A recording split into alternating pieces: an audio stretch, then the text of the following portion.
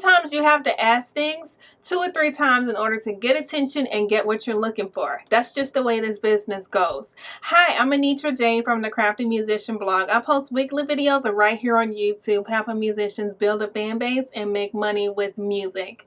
Today, we're going to talk about something that a lot of us musicians tend to overlook, and we end up missing out on opportunities in the process, and that is your follow-up strategy. Let's get into it.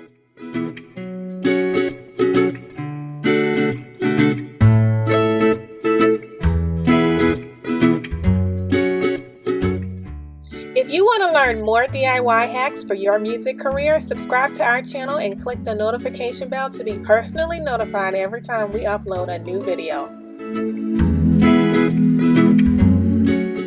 In the last session, we talked about your booking pitch. Now, if you haven't had a chance, go back and look at that because we're actually going to build upon that today. Your follow-up strategy is carrying on a conversation that is not really happening. And the whole purpose of the follow-up is so that you can get their attention and remind them that, hey, I'm still here. I asked you this question 2 weeks ago and I'm still waiting on an answer. Don't forget about me. And you might have to do that 2 or 3 times. And like I said before, this is something that we tend to overlook, but we end up missing out on a lot of opportunities because we're not following up. So today, as we go through your follow-up strategy, we're going to look at how often are you reaching out and following up.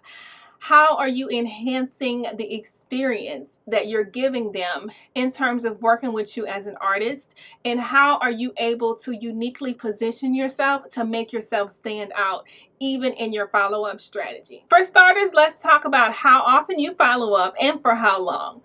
To tell you the truth, I have followed up with someone for as long as a year. It all depends on how committed you are to get what you want to achieve and the timing behind what you're looking to have happen. So for example, if you're hoping to book a gig for your upcoming tour, well, there is a hard stop timeline for that. You can't just go off and keep following up after the tour has long been done. You have a timeline, that's definite. So you're going to stop following up with that venue at some point. However, if you're looking to get into a rotation with a venue that is local, you live there, you can wait as long as you need and you can follow up for as long as you need to in order to get that person's attention and get into the rotation. So it all depends on what you're looking to do. But typically when you follow up, it's basically 2 weeks after your initial outreach. So let's say you reached out to someone today and you haven't heard from them, you would typically wait 2 weeks. That's a good time frame to reach back out to them. Now, if they still haven't responded, then you would follow up with them a week later, and a week later, and a week later. And if they still haven't responded, you might want to taper off, maybe wait a month and then follow up again. It all depends, like I said, on what you're trying to do. So that is the basic strategy for how often you follow up and for how long. So the purpose of your follow-up email is to A, remind them that you're waiting on a response, and B, to try and get them to engage. So let's look at the formula for how you will lay out your follow-up email. Number one, it has to be short and to the point. It needs to contain the message that you originally sent to remind them of what you're asking for. And you need to have some sort of little nudge in there to get them to respond. And that's where we're going to focus today. The key here is to make yourself look like a human and position yourself as a friendly person.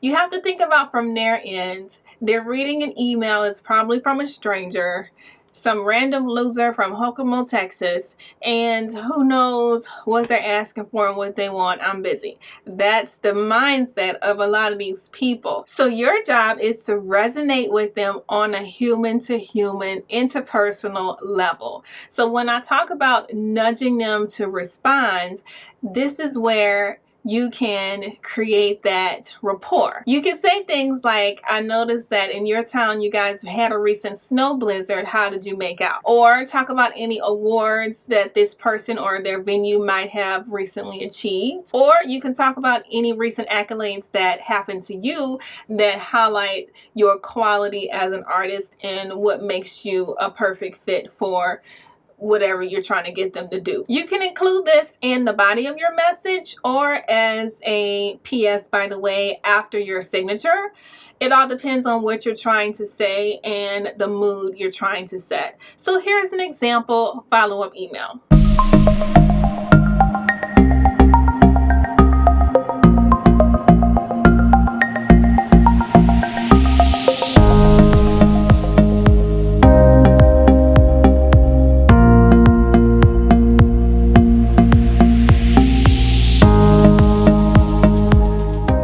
Whatever you do with your follow-up strategy, make sure you are being nice, personable, and amicable. You don't want to come off looking rude or impatient, even though you're waiting and waiting and waiting for someone who may or may not respond.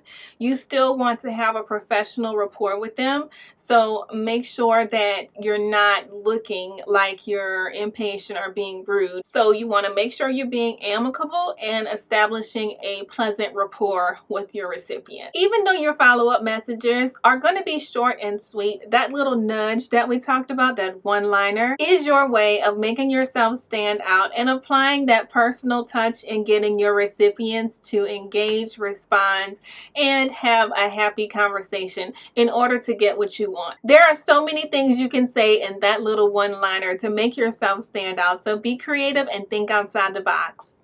Thanks for watching and happy gigging. If you need more help booking gigs, sign up for my free How to Book Gigs course. It walks you through every step of the process in a lot more detail, and it also includes templates that you can copy to create your own pitches, as well as productivity tools to help you move quickly along the process. Sign up for the free course today by clicking on the link down below in the description box.